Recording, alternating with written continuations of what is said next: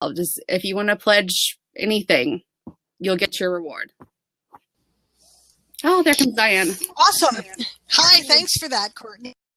You're welcome. Well, hello and welcome to Telethon. And I have as my guest today, C.L. Courtney Cannon. Is the author of Forget Me Not and Bloodlines, and is also the owner of Fiction Atlas Press.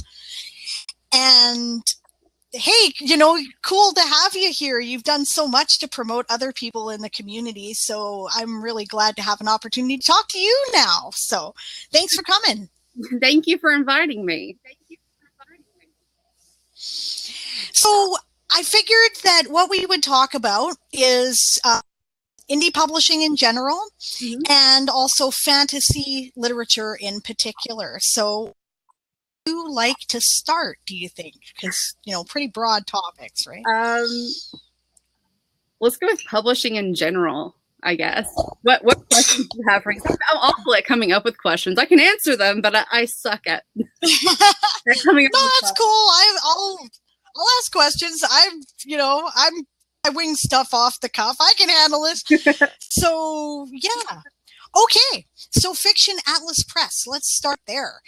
This is your small press publishing company that you started, and basically it grew out of the indie community that you had already created. So perhaps you can tell us a little bit about, you know, how you got started and, you know, how it grew from there.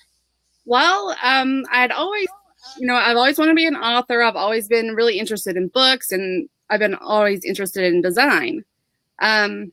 It really probably started years and years ago through Harry Potter, because I got really obsessed with Harry Potter. I made a website. I met a whole bunch of Harry Potter fans, and I took all the skills to like do web design and to do graphic design, and I put them into that website, and that helped me kind of got me through the awkward phase of all the really horrible, ugly graphic design.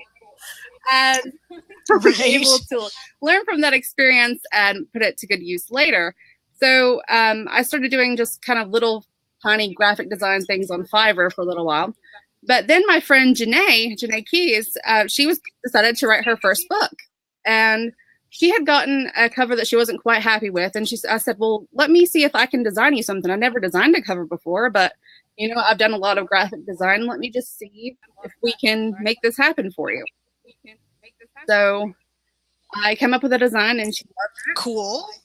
And we went from there, and I helped her edit her first book with a whole bunch of her other friends. And I just kind of thought, well, this is profitable. I can do this on a larger scale.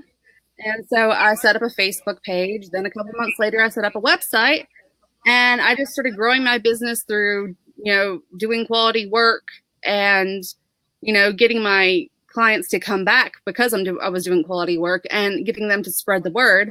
So most of my advertising has been by word of mouth and by referrals.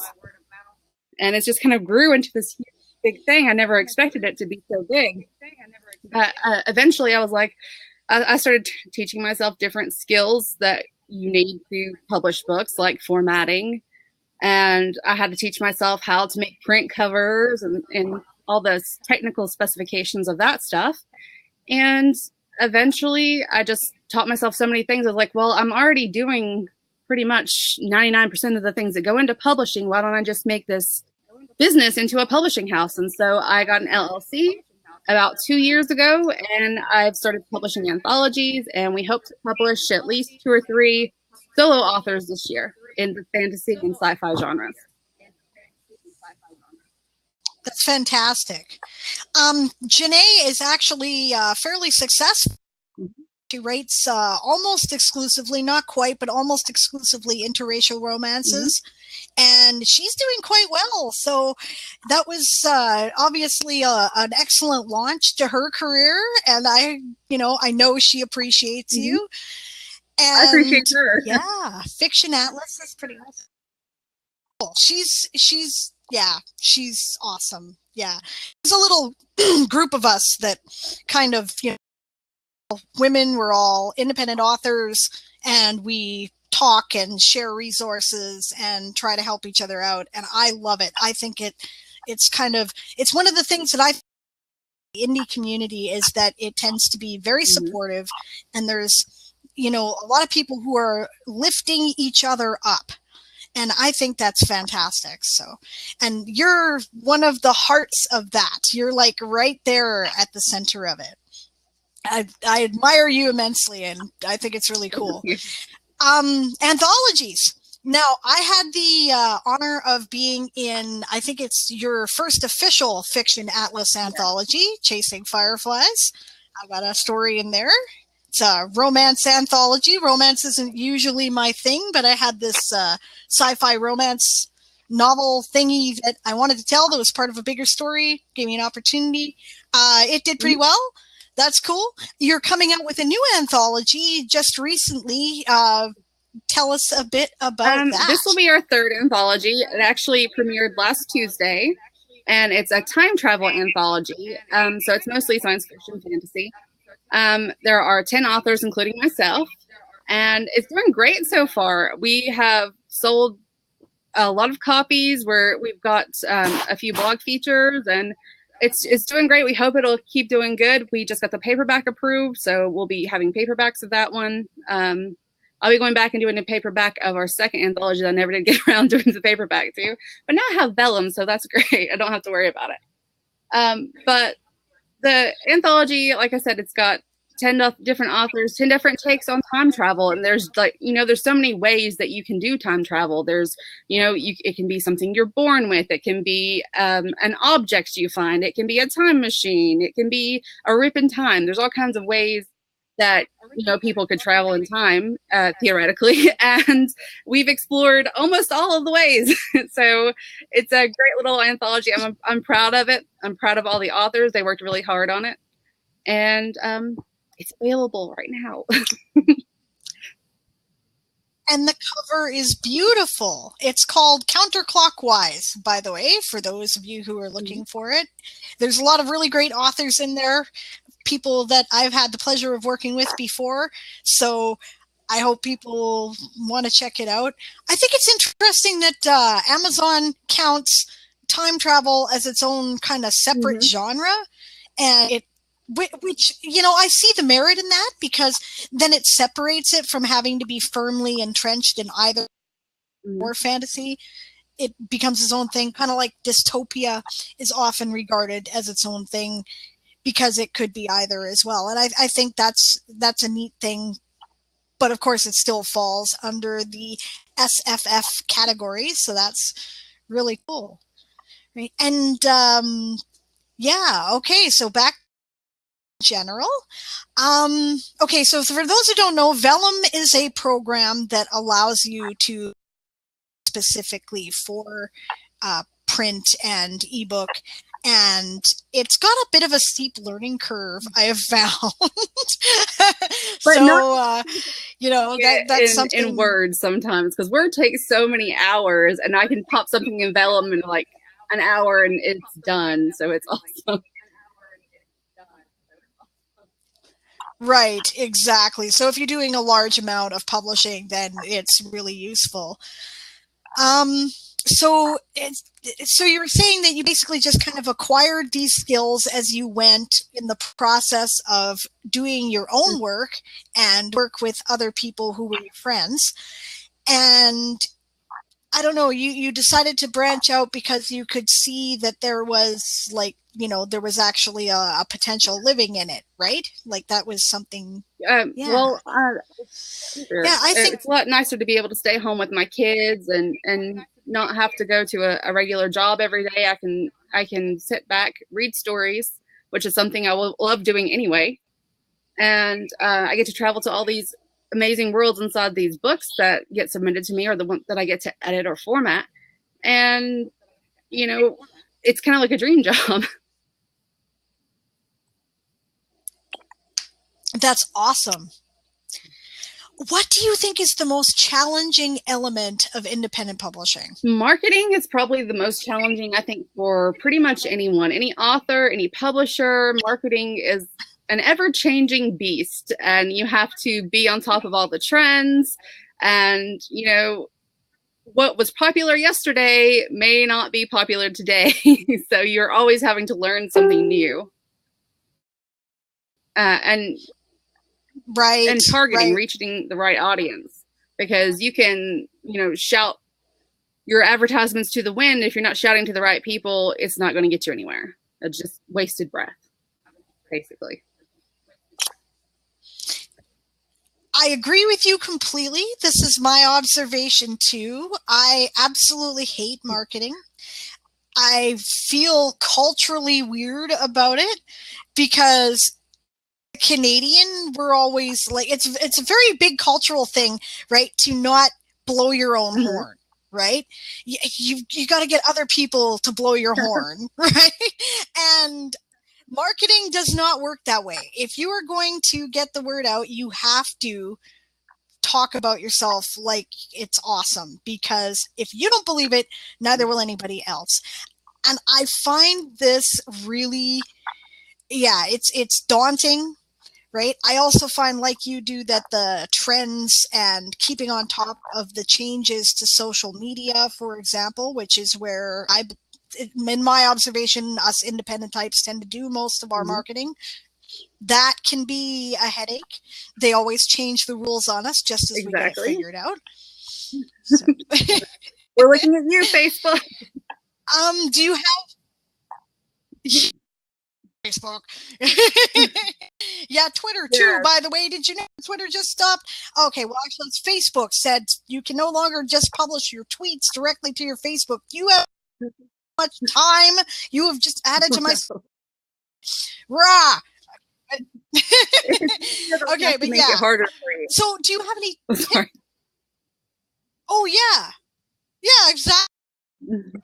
Do you have any advice for, say, somebody is considering getting into independent publishing? They're what suggest, where would they start? Or perhaps they're struggling with marketing. What would you advise? For getting into publishing, you really need to know your market. You need to study other publishers, and not just any publishers. You need to study publishers that are successful, that are consistently successful, not, oh, they had one book that did really great. You need to study other people in the industry, other people in your genres that you're promoting or publishing. And the same thing goes for being an author and marketing yourself that way. You want to, again, stay into your target audience. There's a big, I'm trying to think of how to say it. There's a lot of controversy on what to price at. There's a lot of controversy on how much back matter you should have in your book. The author world is full of controversy, and you have to navigate that, as well as people's expectations of your book. You can't promote with let's say you have a cover that looks like paranormal romance, but your book is straight up hardcore sci-fi. That's not going to work. So you have to keep on top of the trends again. And you can't, again, scream and shout to the wind. You have to know who you're talking to. You have to find a way to grab their attention, because there's a million other people who are out there doing the same thing that you're doing. So you need something that's eye-catching. You need video, you need sparkly GIFs, you need nice graphics, because you can't just put a text post up anymore and really get any traction. So that's all I can think of. Yeah, that's a fact. Yeah. No, go ahead. Sorry. Yeah. Go on. I don't have anything else I can say about it that right now that I can think of. I'll think of something later, probably after this is off. Okay, that's of course. In the morning. Oh yeah. Okay, what do you suggest for? This is something I ran into. I've find this, right? And maybe you have a suggestion for addressing this problem. Okay, when you have something that's cross genre, right? Something that is right? How do you suggest people approach that? I found that difficult to get, say, the fantasy readers to get an interest in, because they saw Western and they're like, I'm out, right? And then, you know, I talk to the Western readers and they hear, I'm out, you know, and stuff like that. So what, you know, how do you approach that? What's the best way? And is there a way to incorporate both elements into a cover so that people get an idea that it's something that's a little bit of both? As far as the marketing goes, I would try to approach two different ad sets, you know, two different approaches to each side. You know, sell the Wild West stuff to the people who like the Western, and sell the fantasy to the fantasy side, and you know, let them discover the rest on their own, maybe. But as far as for a cover, typography is really important. So if you're doing, like for the Wyrd West, you'd probably want something a little bit thinner and more sci-fi-ish to go along with your Western sort of background, instead of a really kind of chunky serif font or something like you would find on like an old Western book. So, and you know, adding little details like if you have elves, add the pointy ears on the cowboy, or you know, just little. You don't need to whack them in the face with all the subtle differences there, but you know, just put in little clues. And again, a cover doesn't really have to sell your. I mean, it has to sell your book, but it doesn't have to tell your entire story. So just giving them a hint and kind of teasing them and wanting, you know, letting them find out for themselves when they read the book, I guess. But again, typography makes sense. Typography is your friend. Typography. Yes, let's talk about typography. This is something that I found this is a big, important deal, and people don't know anything about it. The fonts you choose and the way in which they go together sells the book and tells as much about it as the cover itself. Also, the design of the cover has to be friendly enough. Like I've worked with cover artists, right? And what they're doing is they're trying to create a portrait. And that doesn't work because you need a place to put the typography so it doesn't look like it's rammed in there without messing up the design. So, okay, let's talk about the typography first. I don't know, like it's a broad topic, and I think a lot do more with a feel for things than any kind of hard and fast rule.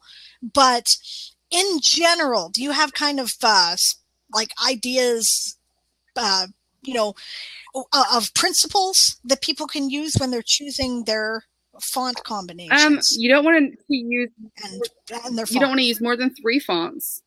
3 different fonts on your cover, because that just kind of gets confusing. I usually try to keep it down to 2 myself. You want it to be clear. You don't. One thing I've seen a lot of people do, especially when they make their own covers, is they put that bleed behind the cover because they think it makes it stand out more. But really, a clear, straight, just font on something that is a clear contrasting color to whatever your background is much more eye-pleasing than having a really big glowing orange circle around your text, because I see so many people do that. And you can do a drop you can do like a drop shadow, but don't do it too far out there. Just something that will highlight the text, make it readable, but you want people to be able to read your text, but you don't want that to be the only thing that they see, I guess, basically. Yeah. And you really have to study what, according on your genre and your subgenre sometimes, what sort of fonts other people in like the top 100 of Amazon or Barnes & Noble or wherever you're going to look, top booksellers, you want to look at what fonts they're using, or what kind of fonts. Like if it's really sleek and slim, and most of those top 100 books, there's a reason for that. There's a reason people are picking up that book. It's because it says to them, hey, this is sci-fi, or, you know, if it's really curly and kind of fancy font, that's probably historical romance, or, people start identifying those fonts as well as some of the cover images and colors. There's a lot of things that go into a cover that a lot of people don't think about. There's specific colors, fonts, and there's even like the amounts of figures that are on the front of the cover that matter when you go to looking at the top 100 in your genre. And I know people think, well, I don't want to copy what other people are doing, but if you want to sell books, you're going to have to copy some elements of that, or you're just kind of, I'm sure there's exceptions to every rule, but for the most part, people are looking for a certain subset of what the cover looks like, what color, what font is used, and what appears on the cover. And there's a big difference between indie and traditionally published books also. Traditionally published books have a lot less people on them. Indie books tend to have a lot of stock models on them because it's cheaper most of the time. And we're not all made of money. So we get stock models and we reuse them. And people make a big deal about that sometimes when they get their cover design. They're like, well, I don't want to have the same model as this person. Well, if they're not in the same genre as you or subgenre, people are probably not going to notice in the first place. I think I'm going on tangent there. No, that's actually very relevant, I think. One thing that I found in traditional publishing is now not every cover is specifically commissioned for a book either. A lot of medium and smaller presses in particular are going for stock photos as well.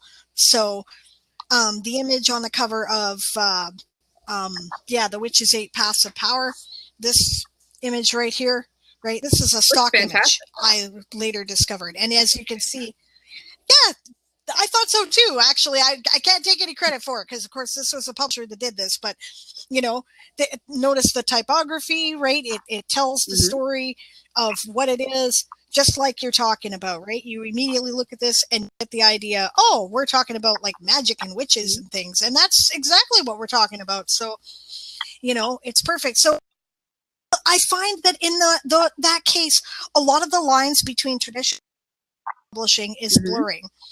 Traditional publishers, especially if they're medium and small press, find that they have to adopt a lot of the techniques and services that independent publishers are using in order to maintain a competitive edge, right? And like everybody's always trying to cut costs because the costs of everything go up, right? So they're finding ways to do that. If you can save a dime and it still make it look presentable. Yeah, absolutely. That's the truth. Okay, so I find that the big mistake people tend to make when they're putting together their cover, okay, there's two of them, right? And I made the first one, right? And then I figured out how to fix that. But the second one, I don't know, I never went there because of what personally pleases me, right, when I look at an image. But okay, the first mistake is that you have to be able to look at it in a thumbnail and still tell what it is and what it says, right? Because most of the time when people find your book, even if it is a larger publisher, they're scrolling through web pages. So they need to have something that draws their eye right away. So they have to be able to tell what it is. And the second thing is that people make it very busy. Yes. Right. And I didn't personally run into that problem, but I've seen it a lot. People want to, like you say, tell the whole story about their book in the cover. And they put so much color and movement and 5 different fonts in it. And at that point, the brain just kind of looks at it like a pile of Lego, well, as those of us who've had small kids to know, right? If you tell your whole story on your book cover, why are they going to open the book and read it? If they can just look at the front and go, oh, okay, that's what it's about. And like you said, it's just it all kind of blends together after a while. After you put so many elements in there, it's just like a big pile of mush that you're trying to figure out what is this and why would I buy it. So and I have to admit, I get cool. a book cover artist, I am a cover snob. If I don't like the cover, I'm probably not going to buy the book. And I try not to do that, but I guess it's kind of ingrained in me. They say never judge a book by its cover, but the truth is most people do. The first thing that anybody sees that draws them to pick up a book is almost always the cover. Mm-hmm. So, yeah, you have to care, right? And it has to matter, and you have to trust people who know what they're doing in order to get that. One of the downsides in independent publishing is that sometimes people, not having worked with larger publishers and not really knowing how it works, want to maintain an absolute rigid control over their own book. And that's cool, right? That's part of, that's one of the reasons why you do independent publishing. There's many, but that's one of them. Have the final say. But the reason why there are professional who are helping people produce their independently published books is because they've been doing it a while and they know what works, right? So you have to take their opinion seriously. You can't just, well, I don't like what you have to say. Well, okay, like it or don't like it. If you don't, the sky is blue, right? It's still going to be blue, right? Sorry, but it's blue, and your job as an editor and as a producer of independently published books and, with your author services is to help marketable product. So I would just like to suggest keep an open mind when they're dealing with an editor or any kind of professional who's helping them put together their book. They're not there to trash your baby, right? They're there to help you make it work so other people will find it and enjoy it, right? So anyway, that's completely true. We were talking about this in our author chat the other day about, yes, we were. Designers trusting of course you don't have to like everything they've done. You can make suggestions, but if they tell you, and if you have other people verify that this is the way that it's done in the market, and this is what's most appealing to the eye, if they've already, if they have a good reputation and their books seem to be doing well, you might want to listen to the people who have been doing this for a while and know what sells. But I'm not going to get into ranting on that. No, there's no need to go there. I just, it's a thing that I figured was worth bringing up. Right? The first time I got a major edit done, it was kind of like a slap upside the head, and I think everybody feels that way. Yeah, I will agree. But for me. My editor was excellent. I didn't take all of her suggestions. Sometimes she didn't get what I was trying to do, right? But I took about 98% of it, I think, and it worked. She made it into something that was a really good book that, it's still doing well. Mm-hmm. So that's, I can't complain. That's a good editor's job. All right. And Courtney is a good editor, by the way, just, okay, there we go. But all right, let's talk fantasy now. Let's talk first about your books. Tell us about your series. Okay, well, Bloodlines is my prequel, and it just came out on July 31st. Part 1 came out, and then Part 2 will actually come out on August 30th. And it is kind of like, I want to say more like the mythology of my main series, which will be coming out later this year, called Forget Me Not. Forget Me Not will be more, I guess you would consider it urban fantasy. It's modern fantasy set in London. And then Bloodlines is set in medieval times. And it's kind of the birth of this faction of people that Forget Me Not is about. It's kind of the whole theme of Bloodlines is going back, to the beginning of their people and how the factions formed, why they formed, and ultimately why they broke up, because the faction does break. It's one big, large faction, and it breaks off into two, and that's kind of the conflict of Forget Me Not. There's two warring factions, and Bloodlines, it follows two twins. They're 16 years old. So this is young adult. There's Anzo and Ava. So they're two fraternal twins.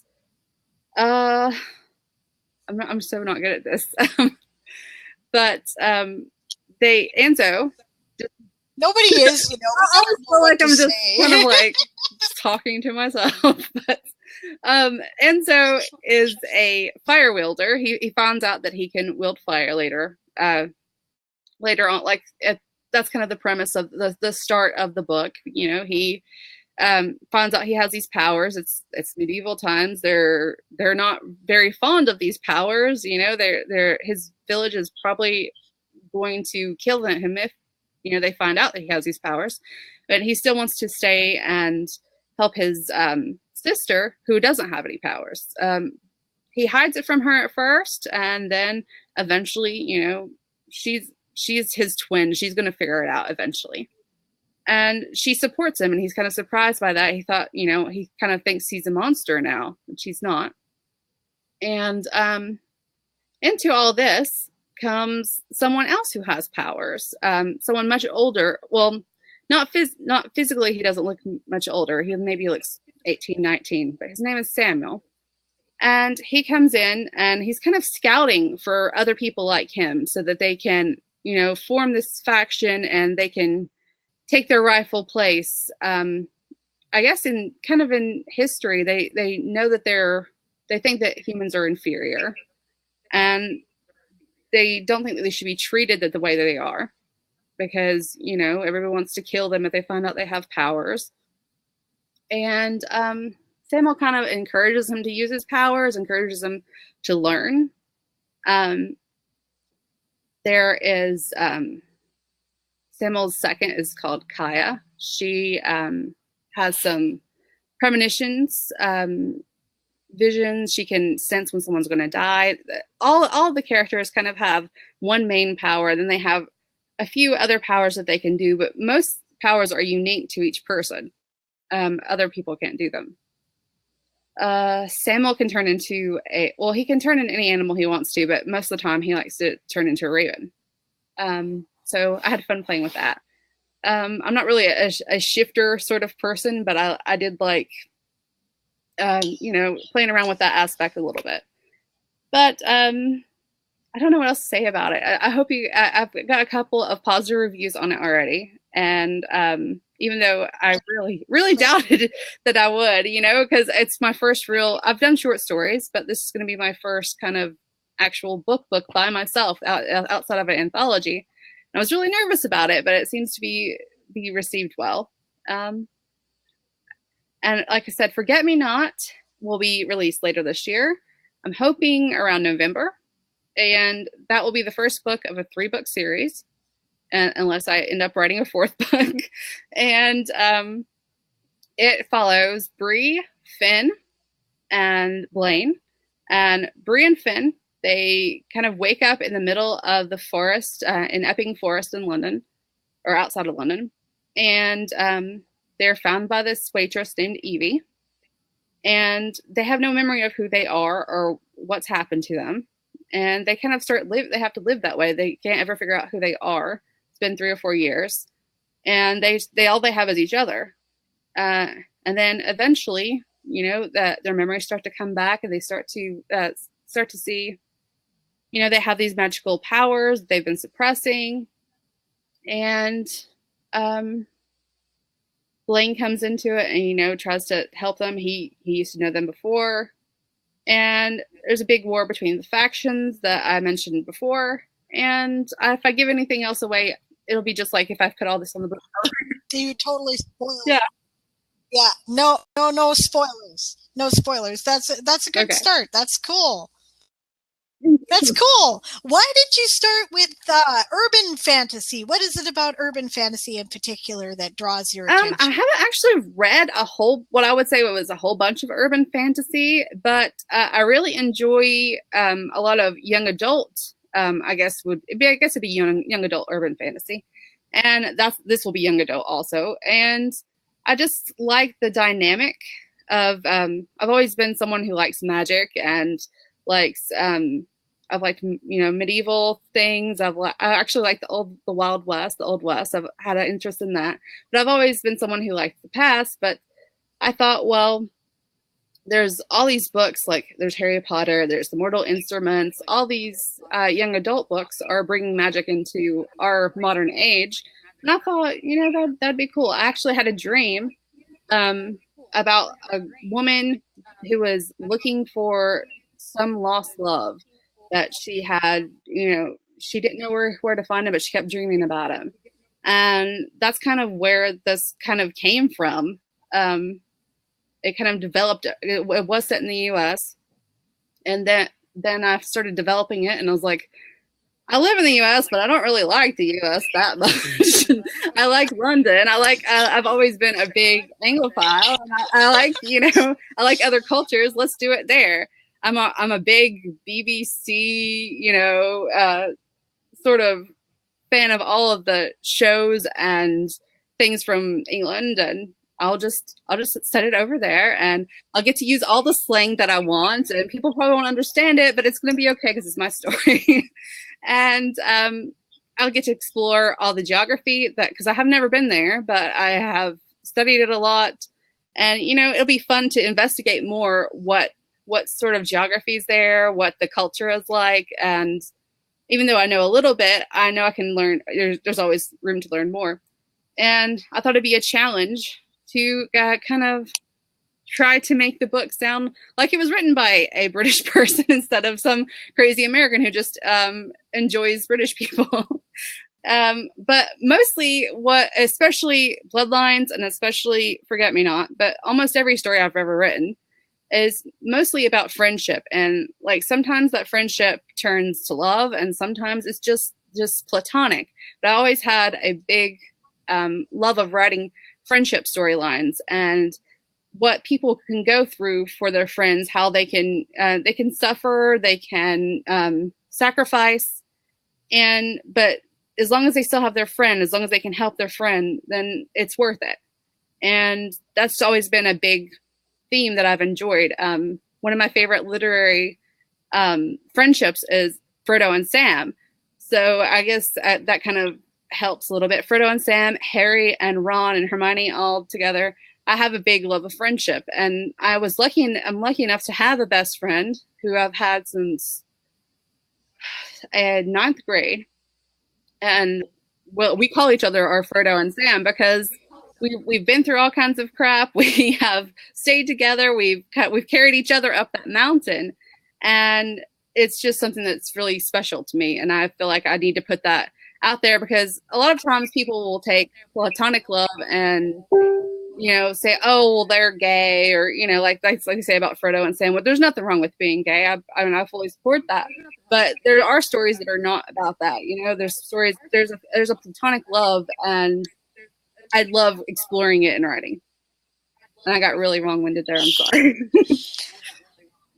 No, that's cool. I really can get behind that. I think that's excellent. I don't think there's enough friendship stories out there either. Friendship is something that fascinates me, right? Our culture makes it very difficult to maintain long-term friendships because capitalism is geared to the nuclear family unit, right? And we have so little time. Right? It's very difficult to maintain friendships outside of work and right. So I think it's beautiful that people can, and I think that it's something that we don't give enough value to.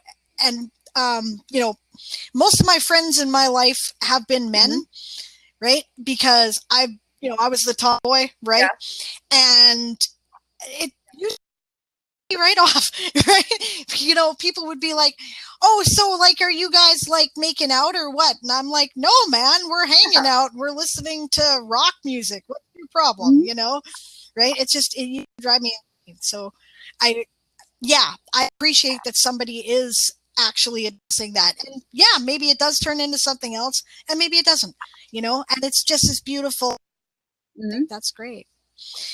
Fantasy also often gets criticized, right, as being all about escapism. Yeah. To some degree, I agree. It is, right? I mean, I'm kind of like you, right? When I was, when they said, okay, write journal entries when you were in grade 1 or whatever, I would tell stories instead because, I'm here. I'm experiencing this. I want to imagine something I'm not experiencing, right? Mm-hmm. So, and they say write what you know, but that also means write what you're interested in because then you grow with it. So I think it's very cool that you're doing that and you're approaching it like that. Yeah, for me, one of the appeals of urban fantasy, right, which often over realism, which I discussed with Sarah Berman, right, is the contrast between the kind of out there elements of the fantastical and the grittiness of everyday reality. And I think that it gives a better sense of, like, it makes it easier to right? If you're, okay, so one of the appeals of Harry Potter, right? Okay, yeah, Harry Potter is a wizard. He has magic powers, and he still has to go to frickin' school, and he still has problems with his peers, and he still can't quite make the relationship between him and the rest of his family. And, he still has girl problems and all of those things that we all experience as kids of that age. Magic doesn't make it all go away. It just adds a different level of complexity. And I like that. I enjoy stories like that. So I think it's very cool that you're telling that story. So, oh no, go ahead. Sorry. I was just going to say, like you were going to say. I was just going to say, and one of the things that I loved about Harry Potter is they could take something like racism or classism and disguise it a little bit, but you still taught so many kids, how wrong that was. And I mean, it's already been proven in studies that people that have read Harry Potter are less likely to be racist or classist. And, it's something, if you can teach children at a younger age, that will stick with them, make them, I think, nicer people. I think it's important to. I agree with you. No, you think it's important to. I think it's important to do that. To put social issues and political issues inside, but there's a big controversy about that. You shouldn't put political issues in your books. Well, it affects everyone, and no matter if you're thinking about it or not. So I think you can put it in your books and still reach people. And that's one of the goals that I have. I personally believe there is no such thing that art that isn't political.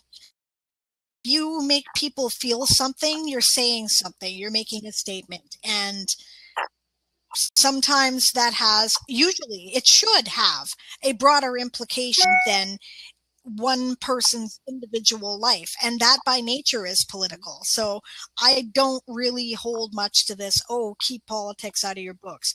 No, in my opinion, the people who say that are generally like, I don't want to talk about this element of politics, and I don't like that you brought it up in your book. Okay, well, fine, go read another book. There's lots, that's kind of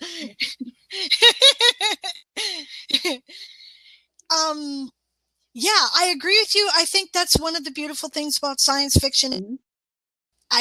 We discussed that. I discussed that with Kat Rambo when I was doing the interview with her. You can take something that's very emotional and entangled and complicated in our existence, and you can give it some distance and, put a different face on it, and this allows people to view it with some distance and think about it without necessarily being as invested in whatever side they're supporting in the issue. And so that allows you to apply that back to the real world with a brush, perhaps, right? I kept seeing stuff, all this political stuff that's been going on, right? All current politics being what they are, right? I saw, I don't know, dozens at least of messages from millennials, right?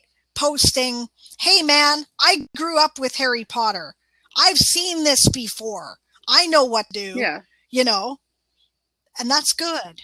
That's one of the young adult literature that I don't think that adult literature addresses. So I think it's very powerful. I do. I know that some people are inclined to be dismissive towards young adult literature, but I just say, you know, like, that's just because you think that everything is not important. Read some. And like young adult, it doesn't mean that, like, people, that has evolved over the years. Like young adult used to mean it was for young adults, but it's evolved to mean that the characters are young adults. I mean, that's this classification of the genre now, is that as long as the characters are a certain age. And I think they did a poll not long ago, and the majority of people who read young adult were in their 30s to 60s. So it's definitely not just for kids. Sure. Hey, I was like 30, I was about 30 when Harry Potter came out, you know, and it was awesome. I've read every book except for The Cursed Child, which I own. I own the script for that, so I haven't read it yet, but I have it. Right? So yeah, you know, Andre Norton, classic young adult fiction writer. She is amazing. You know, was amazing. Of course, she's no longer with us, but stuff that borders on it, but you're not quite sure. Like, I think Anne McCaffrey's work can be appreciated by young adults and is a good transition, right? Her character is young, Lissa, her main character in her Dragon Riders of Pern series, started out as a young adult when the story began, and she grew over the course of the books, and by the end of them, she's like in her 40s or 50s, right? Then you get to see how perspectives change among characters as they grow. And of course, that's true of people. So in real life, so we get to compare that too. And I think that's an excellent thing. I agree. Yeah. So let's see. We have about 10 minutes left. So I'm just trying to figure out where I should go from here. We've talked about fantasy in general. We've talked about independent publishing. Let's see. We've talked about your books, which is excellent. I'm very excited. I have not read these books by Courtney, right? But I have read some of her other writing, and I like it. And I definitely want to see more of her work. And it definitely sounds like my thing. So I'm going to be getting copies, of course. Because that's my jam. But okay, let's see. If someone is just starting out in writing fantasy, what might be some advice you would have for them in how to approach it? I mean, that's pretty broad, but well, it's going to be in the technical, into the writing aspect of it. You want to read as much fantasy as you can get a hold of, as many different subgenres of fantasy as you can get a hold of, so you can see which styles you like. You can see what's been done before. You can see, you know, what inspires you, because I don't know about you, but other books inspire me. They give me a feeling, and I think I could you know, I could not do that certain thing, you know, I'm not going to plagiarize them, but it gives you a certain feeling. Well, if there's friendship in this book, maybe I want to write about friendship, like Frodo and Sam did to me. But it can give you ideas. It can definitely help you as far as learning how to write, learning not to tell too much, learning how to transition between scenes and your pacing. Learning how to take a complex plot and, you know, instead of info dumping, how you can lay like the breadcrumbs throughout the story. But this is the problem with live. I can't talk, but you're doing just fine. But it's almost like writing 101 is just making sure that you can read as much as possible, and then and not only reading fantasy and reading fiction, I mean, read any fiction that you want to, but also picking up some writing books, I think has helped me a little bit. I love Joanna Penn's books. There are some books on plotting that I have tried and have not been able to apply yet, but I'm still trying. I've probably read about 50 books on plotting. But there's all kinds of different resources out there in fiction and nonfiction that you can look at. As far as the marketing aspect of it, don't wait until your book is already at the editor or already in production and in pre-order to start marketing. You want to start marketing as soon as possible. Make sure you have an author page. And you don't have to be on like every social media out there, but the ones that you're most comfortable with, try to be active on those. Try to find ways to engage with people, because if you don't engage with people in a meaningful way, then you're still, again, shouting to the wind. You have to be invested in other people so they'll be invested in you. And showing, your personality. A lot of days, in the old days, people just picked up books by authors they liked. They came out like once a year. Now, a lot of people, with the inventions of Twitter and Facebook and all these social media, they want to get to know the authors and know, what they like. And so you're selling yourself as much as you're selling your books. So marketing needs to start as soon as you can get to it. This is kind of crazy. I started marketing Forget-Me-Not 2 years ago. I'm still writing on it, but I've been marketing it for 2 years. So there's like a whole bunch of people. I've got 500 some people in my street team that are waiting on this. They're probably ready to kill me by now, but they're waiting on this story, and they're helping me develop it. Also, that's another thing. If you do develop a street team, they can help you out, and beta readers can help you out. But bounce your ideas off these people, get to know people, get to be friends with them, because that's another great thing about especially the indie author community, is finding friends that will help you and you can help them, and it becomes this nice comradeship. So I guess that's all I can say about that. I found a whole bunch. I found my author tribe, and I love them.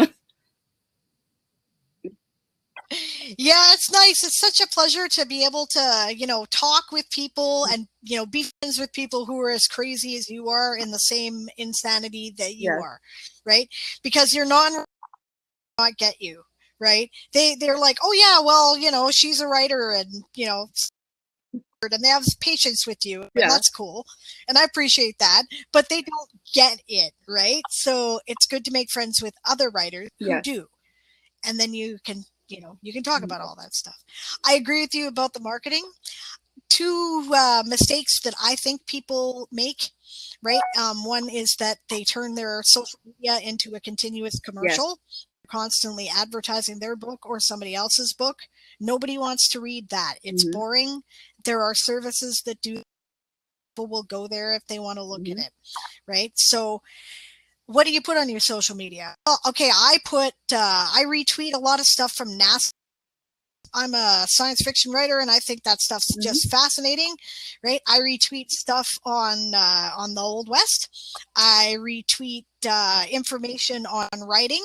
I come up with stuff on my own about this, and I'm very real, especially in my Twitter, about the writer's journey on a personal level, because we all have areas where we feel like we're never going to get anywhere and the depths of despair.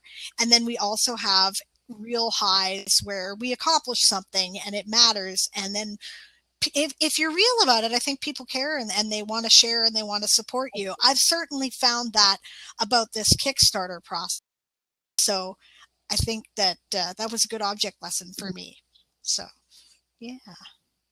And I'm guessing, by the way you answered the question, that, okay, when you're like, the way you said it, there's National Novel Writing Month, which is this crazy writers marathon that happens in November, for people who are not familiar, where you try to write a 50,000 word book in a month. It's really not a but they have terms used like pantser and plotter, right? And the plotter, has like a detailed outline, and they've decided before they even start, and they know exactly what's going to happen. And then there's the pantsers who are like, where this is going, but I've got this image in my head, or I've got these characters, and we're going to run and we're going to see what happens. I would guess you're a pantser. A pantser. What I do is like, I usually get like, I'm a really big at, I don't say I'm good at doing dialogue, but dialogue comes more naturally to me than writing, narrative. So I end up, vomiting some dialogue onto different pieces of paper and envelopes and napkins and into my voice recorder, sometimes in accents. And I kind of just take all that stuff and I put it together, and I know chronologically kind of where it's going to go after I start amassing, certain amount of it. And then I kind of fill in the blanks, and that becomes my story. I mean, I have a general idea of where I want the story to go, but other than that, I'm what Stephen King calls a discovery writer. I discover it as I go along.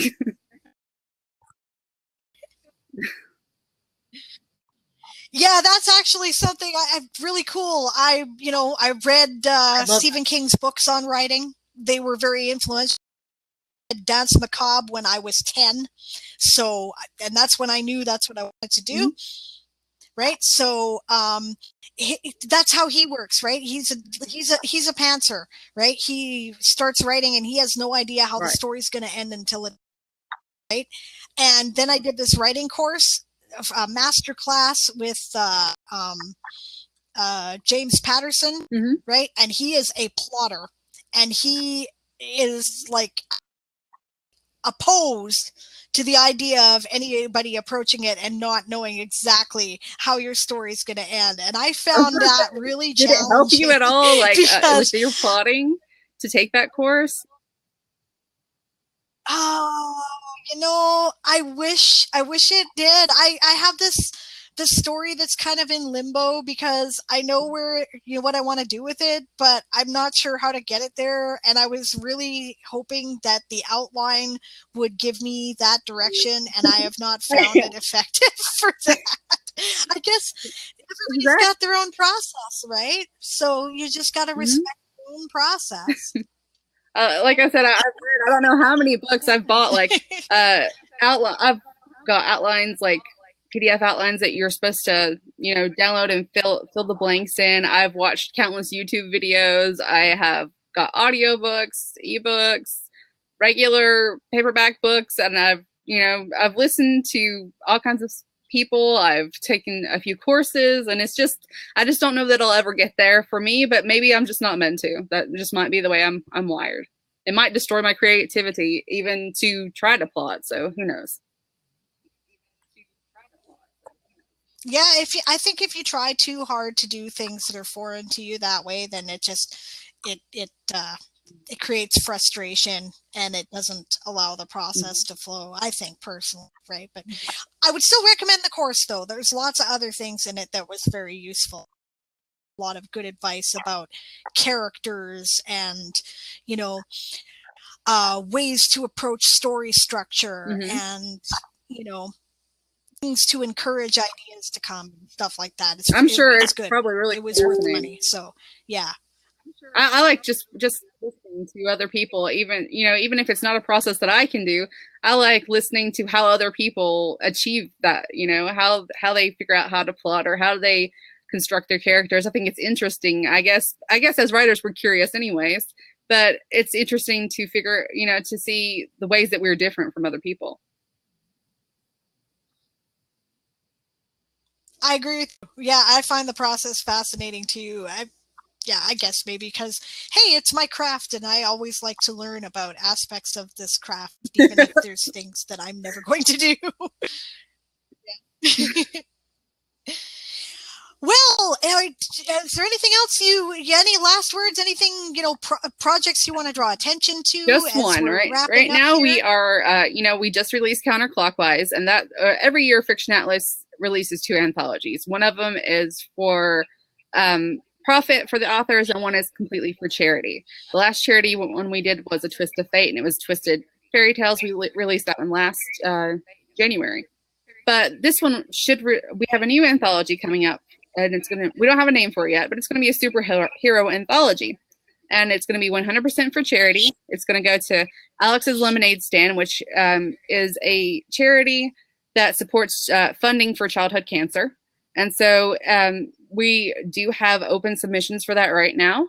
And submissions close October 30th or 31st. I'll have to look it up, but in late October, submissions close.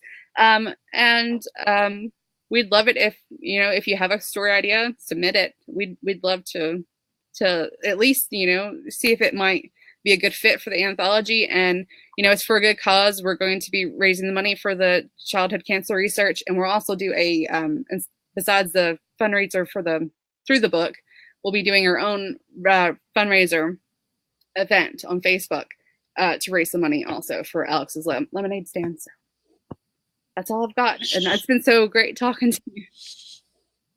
That's awesome.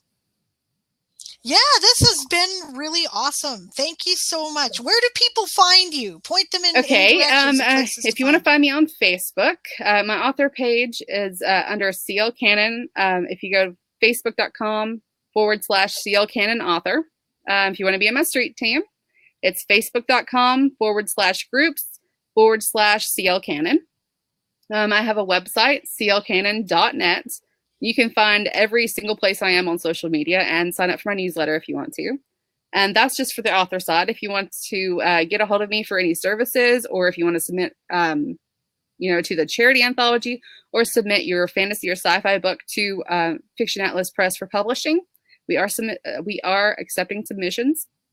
And you can go to fiction-atlas.com, and all the services are listed there. All the publishing guidelines are listed there.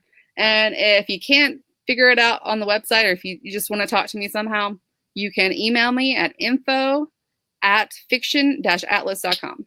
And that's basically it. I'm on Twitter. I'm on Instagram, Pinterest. I'm everywhere on social media, except for Snapchat, because I can't figure it out because I'm too old. But but everywhere else, I'm there. And you can find me through any of my social media. That's cool. It's usually CL Cannon or CL Cannon author everywhere. That's awesome. She does it all, by the way. If you're looking for anything related to doing independent publishing, or you're looking for a small press to publish with, an excellent quality small press where they really give a damn, she does a great job. She does editing of all levels. She does design. She does marketing. She does everything. So definitely check her stuff. Well, and thank you. We're at I think 60 hours or something left before the end of the Kickstarter for Once Upon a Time in the Wyrd West. We are 103% funded. I think it is at this point. So yeah, we did it, guys. You're awesome. Thank you all so much. If you, yes, you can. Yes, you can. It's not over. And if you still want any of the rewards that are available, it is still active. So now is the time. You know for a fact you're going to get it now, just like guaranteed, guys. So, make your pledge. I did. I've got a print book, and I can't wait to get it. Yeah. I'm excited. So yes, and thank you for.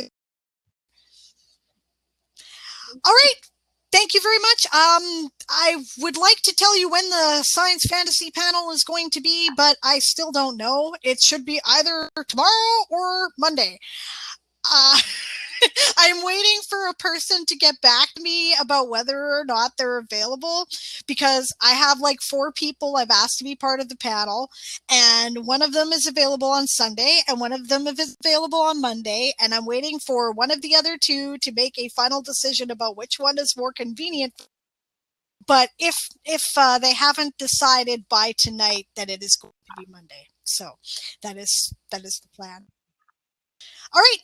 And we'll see you next time on the Wyrd West Telethon. Check out CL Cannon. Bye, guys.